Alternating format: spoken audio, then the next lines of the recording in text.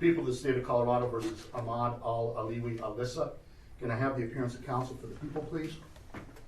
Morning, Your Honor. Michael Doherty and Ken Kuffner on behalf of the people of the state of Colorado. Good morning. And for the defendant.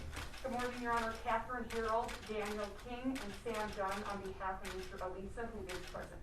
Good morning, counsel. Good morning, Mr. Alissa.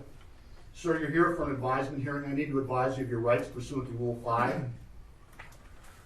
You need to understand that you need make no statements, and any statement that you do make can and may be used against you. You have the right to counsel. In this case, the Office of the Public Defender has been appointed to represent you. Any plea that you make must be voluntary and cannot be the result of undue influence or coercion. You have the right to bail if the offense is bailable. Right now, you're being held without bail. Mr. Doherty, do the people anticipate seeking a determination that the proof is evident and the presumption is great? Yes, Your Honor. Thank you. Mr. Alissa, what that means is you'll be held without bail until such time as the court is able to determine whether or not the proof is evident and the presumption is great that you committed these crimes. You have the right to be informed of the nature of the charges. You have the right to a jury trial. And you have the right to demand and to receive a preliminary hearing within a reasonable time to determine whether probable cause exists. And if you're currently serving in the United States Armed Forces, or if you're a veteran of such forces, you may be entitled to receive mental health treatment, substance use disorder treatment, or other services as a veteran. Sir, do you understand those rights as I've explained them to you this morning? I need you to answer out loud, please. Yes. Okay, and for the record, you answered affirmatively. The people have filed a complaint and information charging 11 counts. Ms. Harold, on behalf of the defendant, will you acknowledge receipt of the complaint and information, waive formal reading and further advisement? Yes, Your Honor. All right. We need to set this matter for a hearing on proof evident presumption grade along with the preliminary hearing. What's the defense's thoughts with respect to how soon we can set that hearing? Your Honor, we would be requesting at this time that we actually set a status prior to setting the proof evident presumption grade hearing. Our position is that we cannot do anything until we are able to fully assess Mr. Alissa's mental illness. We cannot begin to assess the nature and depth of Mr. Alissa's mental illness until we have the discovery from the government.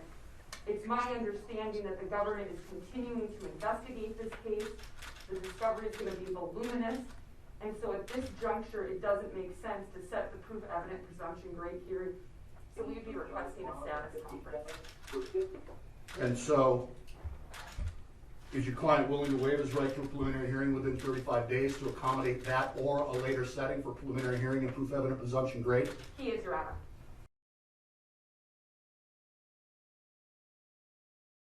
Thank you, Your Honor. The people have no objection. I leave it to the court's discretion.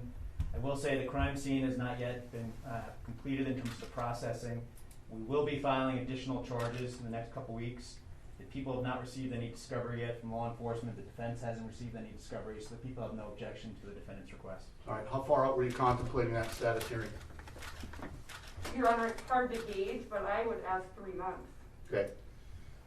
And you've discussed this with your client, and he understands that he'll continue to be held without bond during that interceding 3 months or so.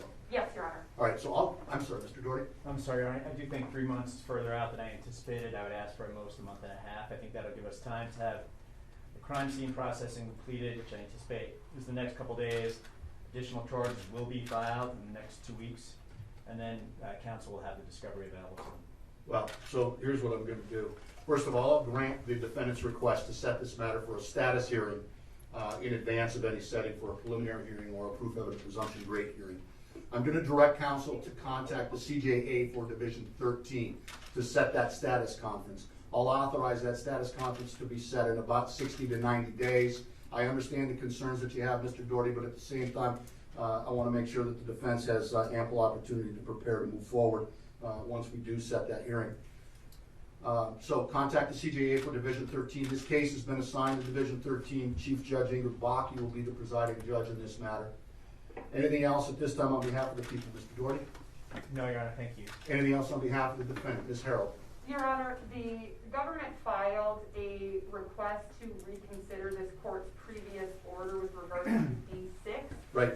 If the court is is gonna entertain reconsidering that prior to doing it, we'd ask an opportunity to reply. I was gonna direct you to reply. How much time do you need? Is 14 days enough? Yes, Your Honor, thank you. Okay, so I'll give the defense 14 days to respond to that motion. I'll issue a written order in that regard.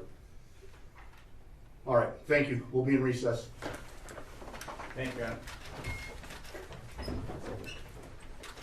Thanks for using WebEx.